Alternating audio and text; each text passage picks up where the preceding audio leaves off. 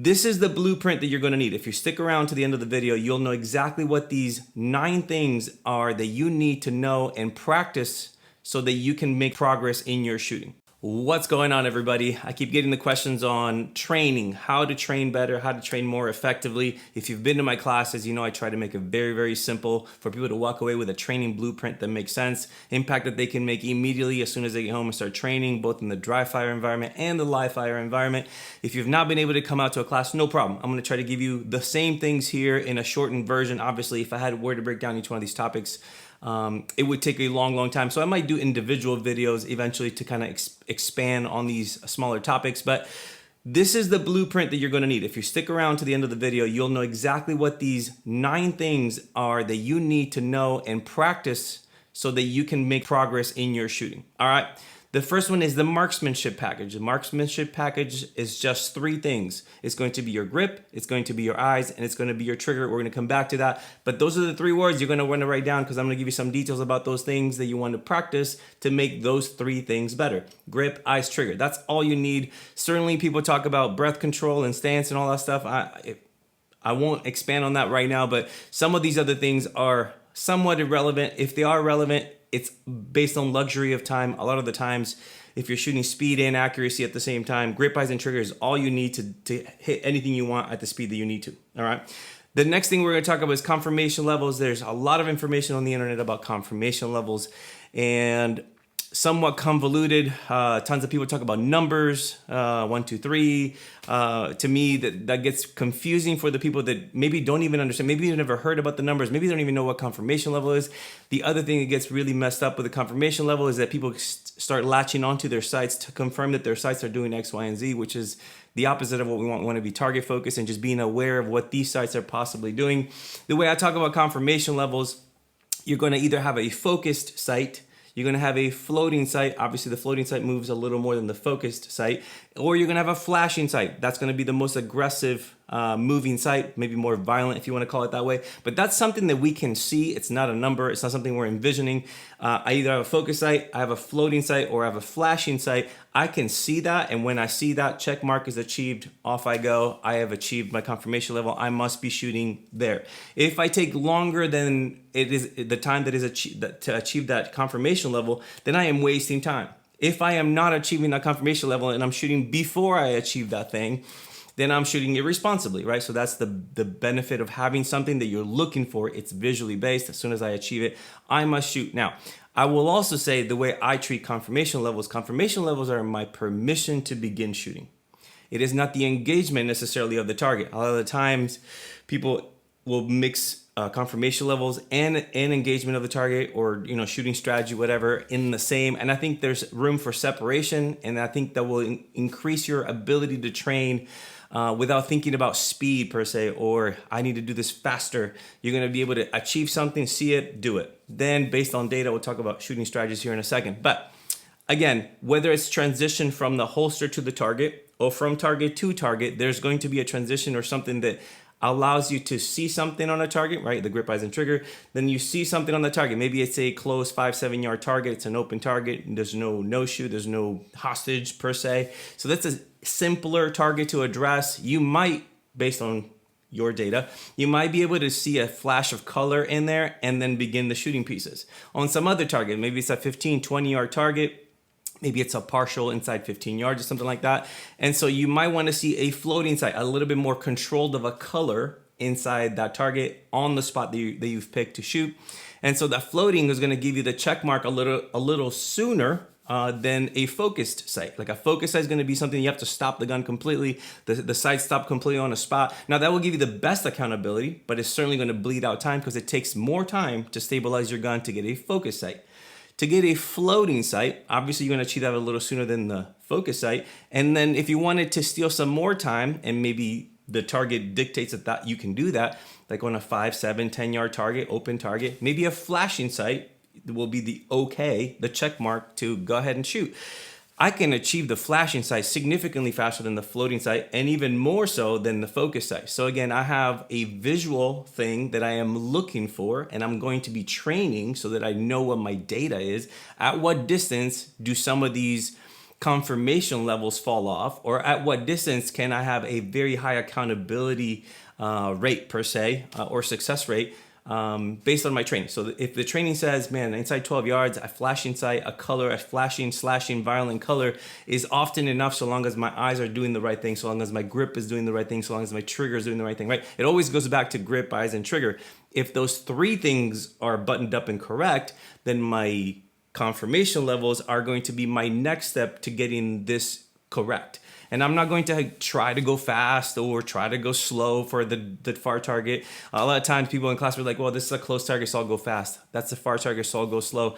You can talk that way, but I think you're going to start finding that you plateau, or you hit almost like this glass ceiling where you're not making progress, because you're not training based on visual cues. You're not training based on a blueprint, a technique that makes sense. Or a concept, not even a technique, a concept that makes sense for what you're trying to get. Because this will be ever evolving. For example, right now, maybe 12, 15 yards, you're already at the place where, like, man, a flashing color, I can already get very good success on that. Maybe 80, 90% of the time, you're like in the alpha with maybe a close Charlie. If that's where you are now, fantastic. Now you're trying to get that out to 18 and maybe 20 yards, right? So you're going to have that expanding. And so maybe you're on the younger side of things where it's like, man, even a floating sight at 10 yards can be tricky for me. So I tend to go to a focused sight. That's the training piece. Like, how far can I bring this confirmation level and get more and more aggressive with my confirmation levels from focus to float to flash and still get a good success rate? And when you start failing in training, that's not where you stop. You kind of want to hang out right in that gray area where you're like, between this flash and this float, I may have some, some problems on my target. Great. Hang out there. You train there until that becomes normal for you to shoot what used to be a 10-yard flashing color, whatever. Now you can maybe do it at 12, at 15, at 18 yards, at 20 yards, and so on and so forth. You're trying to push those distances and complexities of the targets. But again, it's going to be data collection in your training, because you understand that you're expecting to see something from your sight on that spot of the target that you've picked with your eyes. Then you begin shooting. All right, so that's the confirmation. So we had grip, eyes, and trigger as a marksmanship package. Now we have confirmation levels as our permission to begin shooting something. And again, it's flash, float, and focused, from most aggressive to least. And then the last three are going to be shooting strategy. And for me, those are training strategies until you've trained them enough time to actually have data to support that you can have the success rate that you need based on the difficulty, size, and distance of the target. So what are the three strategies for shooting, or training strategies, if you will? I think at some point, if you train these enough, they will become engagement strategies. In fact, they are for me in my practical uses of competition per se. I know that within a certain distance, I can do one of these strategies with a high level of success. And based on the data that I have collected in training, and it's all visual based, based on what I've seen before, I can now expect to have very similar results on this new scenario, challenge, whatever it might be, stage, if you will. What are the three? One of them is group shooting. Group shooting, I would say, is the lowest frequency. It's the definition of that would be the gun goes off, the gun comes back, the gun stops moving completely, and that is group shooting. So every time the gun goes off, I stop the gun again, boom, the gun goes off, the gun stops again. This is high accountability shooting. Maybe, 25-yard headshots or something like that. Very, very tight partials at distance, something like that. But again, I would say maybe 3 to 5% of the time that I train, maybe less than 5% of the time that I train, I'm going to be in that strategy. Is it necessary? Well, if the scenario dictates it. A couple years ago at Carry Optics Nationals, there was 35 to 40 yard targets that had partials on them. What other strategy can you use on something like that when there's very little, alpha or even, acceptable scoring area, and then there's no shoe right below it at that distance? You don't want to use any other strategy. That is the strategy you're going to use. So that's going to be your group shooting strategy. Low frequency, but important to have. Can you deliver on that? Can you be patient enough? Can you have the discipline to shoot, wait for the gun to stop, then begin your shooting sequence again? I would say then the next strategy that starts to steal time is going to be the reactive strategy. The reactive strategy, we've heard it, it's all over the internet, whatever. If you've been listening to anybody that's teaching these days and knows what they're doing, they're talking about reacting to your sights returning, and as the sights are returning, the gun's going off again, right? So that it's important that you train it that way. regardless of whether, like, let's say you're in training, you're 7-10 yards from the target and you're going to practice reactive shooting. You're going to look to a spot on the target. Maybe do a 10 round string like that, or 10. I would say more than 6. If you want to do a full magazine, fine. Pick a spot on the target that you want to address. Now, your strategy here is going to be reacting to the sights, but I'm not going to allow my sights to ever stop. I'm not going to allow my gun to stop on that spot again, because if my gun is stopping between shots, then what am I going back to? I'm going back to group shooting. So if I want to train to steal time without trying to go fast or pushing speed, which is what people say all the time, I want to have a strategy. What is it I need to see to achieve this strategy? In this strategy, I'm going to pick a spot. Once the gun starts going off, I am not allowed to stop the gun from going off. So it's almost like that karaoke ball, whether it's your front sight or your red dot, bouncing on that spot. And every time it's about to hit that spot, you're finishing your press and the gun continues to bounce on that spot. And over time, this can deliver very high accountability shooting. It certainly does for me and many of my students. And also, it starts to steal time from your need, your mental need of like stopping the gun to get what I need. You don't need that. If your grip, eyes, and trigger are doing the right thing, what you'll find is a lot of freedom in being able to reactively, be aware of these sights returning. And as they're returning, you're finishing the shot, finishing the shot. And reactive shooting works whether you're on the move, whether the target is moving, whether it's like a transition where you might go to a complex target or something like that, you're going to get maybe that flow or that focus you need to begin shooting. And then on that reactive shooting, it's a high accountability environment where you don't need the gun to completely stop. So I would say this is probably 75% of my training is dedicated to reactive shooting, because it works very well whether I'm moving or not, and whether the target is like a partial or something a little bit more at distance. Now, the most aggressive strategy is going to be your predictive shooting. Now, there's really poor definitions of predictive shooting. Some of my least favorite is like the double taps or the hammers from back in the day. I would say 1995, once their information back. Stop using those words, because what those things usually tell people is like, I'm gonna look once and I'm gonna shoot twice. And I think that's a terrible way to do predictive shooting. It really is like luck shooting or something, right? You know where you're looking the first time, you know where the rounds are supposed to go the first time, and then you almost get disinterested in looking at that target. You start peeling your eyes off, going on to the next task or whatever. And that's when you start seeing the gun like shifting all sorts of different places, sometimes even missing the target. And it has nothing to do with your grip. It has nothing to do with how you're pressing the trigger. It has to do with you're disconnected from the target. So you're not telling really where the gun should recover before you're finished with that target. So in predictive shooting, it's very, very important that we stay connected to the target the entire time. Now, what's the definition of predictive shooting? I am going to be looking the entire time, but I'm essentially pressing the trigger without any possible correction of the gun, right? I'm going to be pressing that trigger. I've predetermined I'm going to press the trigger X amount of times.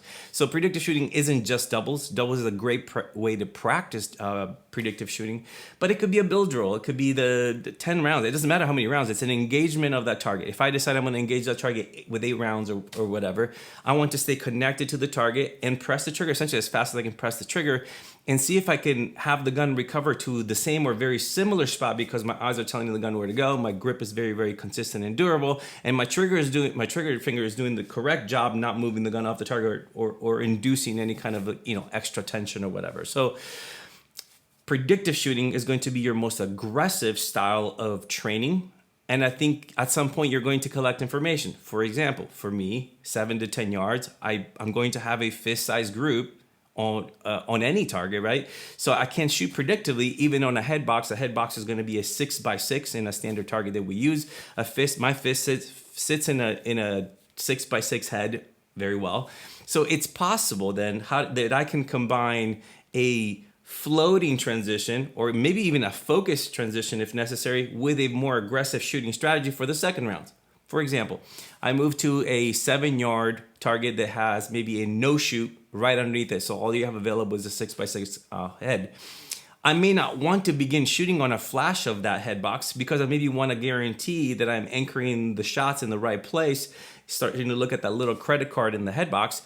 And then based on my my strategies that I've trained before, I have the data to know that I can do a fist size group, 7 to 10 yards, no problem. So I might be able to still shoot predictively, even though my confirmation level required a little bit more attention before I begin shooting. Because I don't want to be slashing the gun in there and shooting on a flash of red when the credit card in the head box is very small. So I'm not going to anchor the shots correctly. And I don't want to be dipping into the no shoot that's right below it. So that's one way that I start combining like the confirmation levels as my permission to begin shooting with my shooting strategies, which have their own benefits and data that I collect, right? So at some point you'll have something like, all right, after 7, 10, 12 yards, I can shoot predictably, regardless of how many rounds I choose to shoot. I can shoot them in like a fist size group, a hand size group. Then it turns into a 2 hand size group. At that point, for me, once you've reached the 2 hand size group, you might want to start looking at like, all right, now I can't really guarantee with high level of accountability exactly where I want to be. So maybe on test day or on a match day or whatever, maybe that's the strategy that starts to fall off and you go to the next strategy. Okay, when predictive shooting starts to fall off because you get to that place where you normally shoot about 2 hand size group based on distance, maybe you go to reactive shooting and maybe that narrows, brings your grouping in back to the fist size, maybe a single hand, and maybe you can take that out to 20 yards, 22 yards, 25 yards. And then at some point, that fist size group turns into a hand size group, turns into a 2 hand size group. And once you get to 2 hand size group, okay, I'm not going to be able to guarantee mostly alpha with a few Charlies. And then, I start printing deltas. I'm not, this strategy may be too aggressive for me right now. And then you have another strategy. You can go to group shooting where you stop the gun completely. And again, you're going to narrow that group down from 2 hand size to 1 hand size to fist size as necessary. So it should be that your training should be strategy based, not speed based. Oh, I'm gonna go fast here. Okay, well, what does that mean? Because your fast may be somebody else's snail pace. How fast is fast? How slow is slow enough? I mean, people will say if I just slow down, I'll be able to hit that target. Okay, but I've seen people miss really, really slow. So now you're wasting time and accuracy because you don't have a strategy, a process for fixing the problem. So I'll go back to the beginning and I will say your marksmanship will all be solved by good grip, good eyes, and good trigger. And like I said, I probably need to make individual videos for each one of these components, or at least maybe in marksmanship by itself, in confirmation levels by itself, and in shooting strategy by itself, so that this video is not super long. But your marksmanship fundamentals will solve your shooting things. Then in order to steal time, be faster, big air quotes, be faster, you're going to have to incorporate some strategies that allow that. For me to pause the gun on a target to begin shooting, right? Like my confirmation level, if I have to stop the gun, I'm going to take more time than it is if I can have a floating sight on that target. Even more time I could steal if I can have a flashing sight and I'm going to still be getting what I want from my marksmanship. Does that make sense? So if you go based on these visual cues, you're going to get what you need on every target. You just have to put in the time in training so that you can collect the data to know what you can get away with. And I say this all the time. You want to be able to shoot with the least amount of confirmation to get what you need, an acceptable result that's going to give you just enough accountability depending on the test you're in, right? Spending more time to stop the gun completely is a waste of time. It's probably not necessary for the vast majority of things that you're exposed to. So learning, it's like, okay, I don't have to get a focus sight to begin shooting on this type of target. I'm going to inherently start stealing time from the confirmation level. That's a win. Well, okay, I may not even need a floating sight, like a controlled color. I can have a violently moving color coming into a target because it's within my 10, 12 yards, my blast zone, whatever you're going to call it, your splash zone if you're at SeaWorld, something like that. So that is your permission to begin shooting. And then the engagement strategy. Is it a 3 per stage? Is it a build drill that you're trying to shoot? Is it a 2 per stage, like a regular average stage? Okay, well, in that case, then we're going to have the 3 shooting strategies. Engagement strategies for somebody like me that has done the time to have the data to know at this distance, I can get away with this, right? From the most aggressive, which is the predictive shooting, stare at the target the whole entire time until you're finished shooting and press the trigger very aggressively, to maybe reacting to the sights. That opens up the splits on its own. You don't have to think about shooting slower. You don't have to think about shooting faster. I can see my sights returning and I have these little micro adjustments that I can make as the gun is recovering to the spot. And then if you go to group shooting, you have a ton of time in my book to then make corrective things to the gun before you shoot the next round, right? The gun stops completely. There's correction time. The more time you give it, the more correction time you have. And I think it should be said that this is definitely a continuum, right? It's not like, well, some people would say that predictive shooting is under this X amount of split, right? Or reactive time is X split, and splits being the time between shots. And then, maybe group shooting is this split. For me, that continues to shift as you get better. If you'd asked me 5 years ago, what are your splits in reactive shooting? I probably would say somewhere between 25 and 35 is reactive shooting. I can see the whole thing happening. I'm staring at the spot. I'm aware of the sights going somewhere, and I can see the color coming back, and I can react to whatever. I would say I see probably that same information that I did 5 years ago in the 25 to 35 inside maybe, 18. So I'm seeing the same amount of information in a whole lot less time. And so I don't want to limit you with the split times, but I will say if you are shooting as soon as you can perceive that thing being achieved, the better. And sometimes in training, you're going to experiment with did I see what I thought I saw? I'm going to start trying to trim some time off of this and shoot a little sooner on what I deem to be a little bit uncomfortable. If your training is in that uncomfortable space, I think you're going to make some massive progress, because as the gun is going off, you're collecting information. You're always paying attention. That's the whole part of the training, is I am paying attention to how my grip feels, right? While the gun's going off, I'm paying attention to whether my eyes are picking a good spot on the target. I'm paying attention to how the gun arrives on the target. I'm paying attention to, am I actually shooting the strategy I thought I would do or I said I would do? Lastly, how do you know how far a target is from you? And because we talk about the distance from the target or the size of the target is going to give you a lot of information about, based on your data, what you can get away with. Because at a match, I'm not going to walk 20 yards and be like, yep, this is a 20-yard target. This is what I do. Now I walk to a 15-yard target. Then at a 15-yard target, this is what I do. On a 7-yard partial, this is what I do, right? I'm not going to pace it out. What I am learning in this style of training, in this within this blueprint, is every time my sights come in front of my eyes, right? Every time I shoot dots, right? Every time the dot comes to my eye line, I'm collecting information. What is the relationship between my sighting system and the target? If I have a small dot in a big A zone, that tells me I'm probably really close to the target. It's a very, very large target. But as I back up, the relationship between the two changes. So as I back up, the dot starts to be perceived as much larger, right? My dot doesn't change size, but the target size, because I have distanced myself from it, the target starts to become smaller, and my sights in relationship to it start looking bigger. That gives me information about my strategies need to change here, because let's say I pull out my gun, I'm looking at a head box at 25 yards. My 6 MOA dot is going to cover a good chunk of that whole head box, right? So I want to let that visual inform me as to what kind of strategy I might need for shooting that target, what kind of confirmation level I might need for shooting that target. So again, the relationship between your sighting system and your target is what you're looking for, what you're collecting the whole entire time. Let this be your blueprint. If you will train these 9 things: grip, eyes, and trigger, a flash float, focus sight, or a predictive, reactive, or group shooting strategy. If you will shoot based on these 3 things, and each one of those 3 things, marksmanship, confirmation level, shooting strategies, those 3 things all have 3 things inside of them. If you will use these 9 little terms, per se, concepts, I think you're going to start guiding your training a whole lot better without trying to go fast, without trying to push speed. I don't even know what it means. I guess I know what you're saying. You're trying to find the time. Where is the time? Well, here's the time. If you don't have to stop the gun every time you transition to another target, you can steal time. If you know that you have data that inside a 12-yard, and you know what it looks like because you've done it before, every time your sight goes to a 12-yard target, you're like, man, I know that I can shoot predictively. That's my strategy. Then you're going to steal some more time, right? So it's not going to be oh, I'm going to go fast here and I'm going to slow down there. You're going to constantly have these overcorrections that are unnecessary. So I hope you find that super helpful. Again, these are the 9 things you need to know. This is your blueprint for training. If you need more information, I have a whole dry fire program online you can go check out. I offer classes around the country. Go to myown.defender.com, check out the classes that are available right now. Sign up for one.